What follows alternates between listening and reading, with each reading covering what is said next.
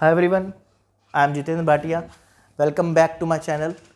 आज का जो टॉपिक है वो आज हमारे टीचर्स के लिए है, राइट। टीचर्स के लिए वो टॉपिक मैंने चूज़ किया है, एजुकेशन फील्ड में कौन कौन से स्किल्स हैं जो टीचर्स के पास होने चाहिए। स्किल्स टीचर शुड हैव, उसके बारे में बताऊंगा आज। पहला जो स्किल है वो है पेशेंस। पहला स्किल कौन सा है? Patience. Yes, patience is needed in education field, in teaching field. Patience is the first key skill that is needed by teachers. क्यों? क्योंकि बच्चे अलग अलग बैकग्राउंड से आते हैं, अलग अलग इंटेलेक्चुअल्स के होते हैं, अलग अलग लर्निंग स्टाइल होता है। तो इन सब चीज़ों को समझने के लिए, इन सब चीज़ों को उनसे डील करने के लिए उनके पास पेशेंस होना चाहिए, राइट। पहला पॉइंट। दूसरा पॉइंट, कम्युनिकेशन स्किल। टीचर्स के पास कम्युनिकेशन स्किल अगर उनका स्ट्रांग नहीं होगा तो बच्चे को इंगेज नहीं कर पाएंगे पढ़ाने में, बच्चों पे कंट्रोल नहीं होगा, क्लासरूम कंट्रोल नहीं होगा, क्लासरूम एक्टिव नहीं रहेगा, क्लासरूम डल हो जाएगा। तो good communication skill teacher should have. Second point. Third is that critical thinking. Yes, क्या पढ़ाना है, कैसे पढ़ाना है, कैसे स्लो लर्नर्स को अच्छा करना है, वीक लर्नर्स को अच्छा करना है, कैसा लेसन प्लानिंग होगी, कौन कौन सी टेक्निक यूज़ करेंगे पढ़ाई में, ये सारी चीज़ें आती हैं हमारी क्रिटिकल थिंकिंग पे। ये भी होना चाहिए, थर्ड पॉइंट। फोर्थ है मेरे पास ऑर्गेनाइजेशन। ऑर्गेनाइजेशन में क्या है? प्रॉपर लेसन प्लानिंग होनी चाहिए टीचर्स के पास, क्योंकि जो मिडिल और हाई स्कूल के टीचर्स होते हैं वो अलग अलग क्लासेस में जाते हैं। तो एक प्रॉपर लेसन प्लानिंग होगी, प्रॉपर असाइनमेंट्स बना के रखेंगे सीरीज वाइज, तभी वो स्टूडेंट्स की प्रॉपर प्रोग्रेस रिपोर्ट तैयार कर पाएंगे।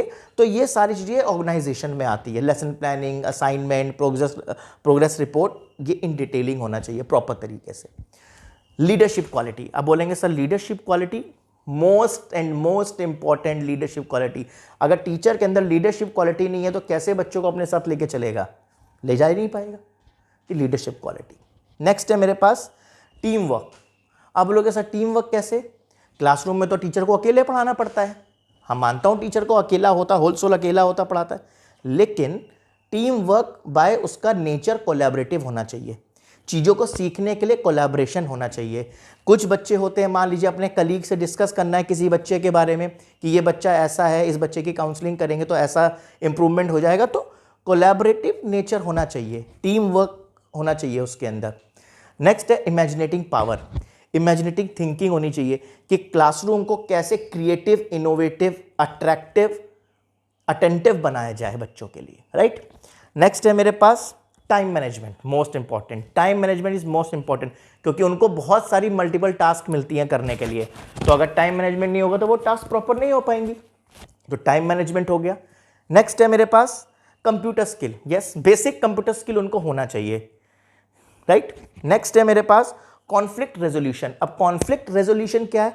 कॉन्फ्लिक्ट रेजोल्यूशन का मतलब यह है कि बच्चों के बीच में छोटे छोटे बच्चे लड़ाई हो गई, या इसने ये बोल दिया, उसने वो बोल दिया, तो उनको रिजॉल्व करना है प्रॉपर तरीके से, उनको समझना है और उनको रिजॉल्व करना है। तो ये कॉन्फ्लिक्ट रेजोल्यूशन।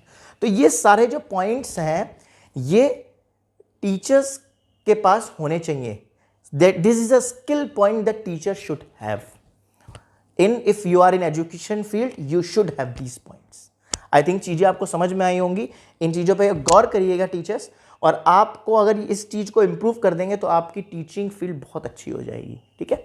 तब तक ले बाय बाय, नेक्स्ट वीडियो में मिलेंगे। Till then take care.